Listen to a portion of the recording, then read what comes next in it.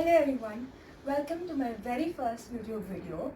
My name is Ishita and I'm currently studying at IIS University pursuing BBA. In today's video, I'll be discussing with you some aspects, my views and tips of body language and paralanguage. Hope this video helps you and may you hone your skills and communication. Language and communication skills are a very important aspects of one's life. We require it all the time, be it at work, at home, or simply at a supermarket. So, along with good reading and listening skills, it is very vital for one to enhance one's communication skills as well. The way you speak speaks volumes about you. Peter F. Drucker has rightly said, the most important thing in communication is hearing what is not said. So without further ado, let's get started. Paralanguage is a non-verbal communication such as your tone, pitch, or the mode of your speaking. It is the study of how to put it simply. It is a kind of meta-communication, a code that translates what we really say into what we really mean. An example of paralanguage is the pitch of your voice. We speak paralanguage when we gasp, sigh, clear our throats, change the tone of our voice, shout, or emphasize on certain words. String vocal identifiers like and etc. Each of these identifiers tells our listeners something. Now, consider being at a funeral where someone is delivering a eulogy. If their tone is even, you empathize with them. But if their voice cracks with emotion between the eulogy, your empathy rises. When people speak to us, we merely absorb 7% of what they're speaking. 38% of what they're speaking comes from their tones, and 55% comes from their body gestures, postures, and physical clues. So, not only what you say, but how you say also matters. We cannot trust our bodies to speak one with their words. They will betray us. With breathless gaps and hurried words that depict our nervousness. At the same time, they can help us to communicate by inference, something that other animals cannot do.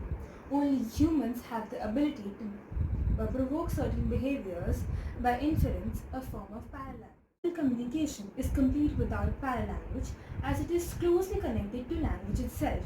To a large extent, it indicates the position of the speaker and the situation of the speaker.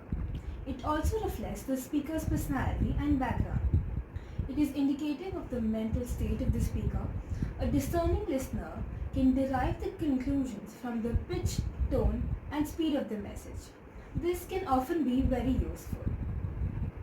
The one thing that paralanguage does not effectively do is cross cultural barriers. Certain behaviors and actions may mean something in the Western cultures but may mean completely different in Far Eastern or Middle Eastern cultures.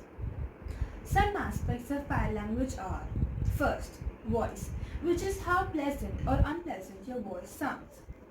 It also depicts the quality of a voice. Second, the tone of your voice. This means whether you're speaking politely, in a sarcastic tone, or just conveying your message. Third, clarity. The message that you're delivering should be clear in your head. Then only you will be able to deliver and speak confidently about it. Fourth, pitch. It is the measure of how high or low your volume is. Your pitch should neither be too high nor too low. It should also not be of the same level, which brings us to our next point, which is fifth, monotonous. The variations in pitch are important to attract the attention of your listeners and to keep them interested in what you're speaking. Emphasize on certain words to focus on them. Sixth, volume. It should be appropriate. You should be audible to your audience. Now, body language is a huge part of paralanguage, and it stands for the way your body communicates through words, through movements of its parts. Nodding of our heads, blinking of our eyes, waving our heads, hands, or shrugging of your shoulders, etc., are part of body language. It is often unconscious, meaning that you can verbally agree or disagree with something, but your body would quite now. Body language is a huge part of paralanguage, and it stands for the way your body communicates through words, through movements of its parts. Nodding of her heads, blinking of her eyes, waving her heads, hands, or shrugging of your shoulders, etc., are part of body language. It is often unconscious, meaning that you can verbally agree or disagree with something, but your body language will say quite the opposite. People will often try to sound confident, but their body will say otherwise. Some aspects of body language are: number one, your facial expressions. The face can convey a lot of different meanings. It says so much about you. In fact, it literally says it all. A smile means friendliness, while a frown means anger.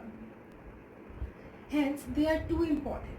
It can be both positive and negative. It is positive if you make it work for you, and it can help you get your message across. And it's negative if you cannot control what your face says. Second, gestures. Gestures are small body movements that transmit some messages. Some people like to move their hands a lot, while some people like to keep their hands still. Your hand gestures make it easy for people to understand your message. Third, posture. Your posture is the position that your body adopts to convey a message. If your shoulders are slouching or your back is too rigid and tense, your posture isn't exactly assuring to your audience. It speaks volumes about your fear of presenting and even your insecurities as well.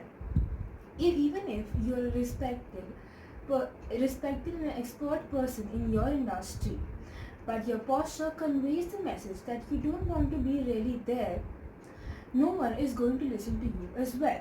If you want people to listen and engage with you, you should initiate and show them how to.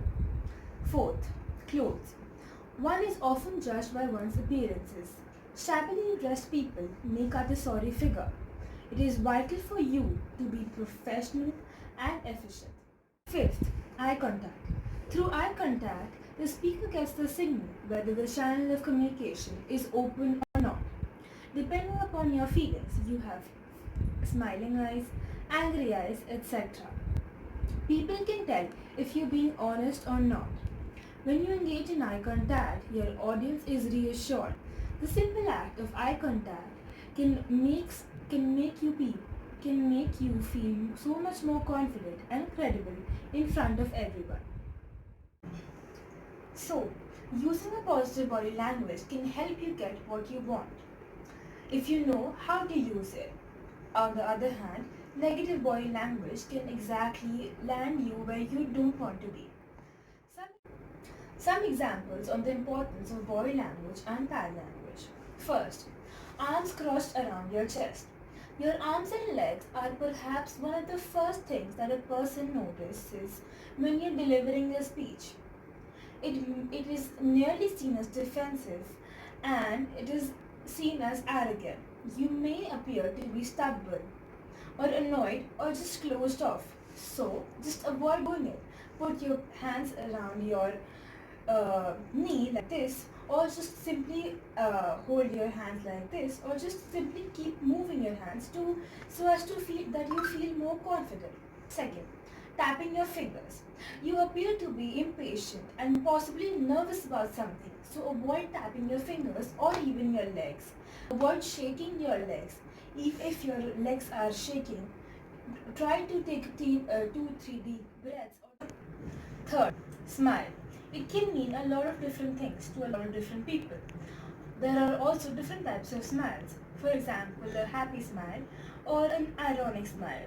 So, next time you're getting nervous, try smiling and moving your hands so as to calm your nerves down.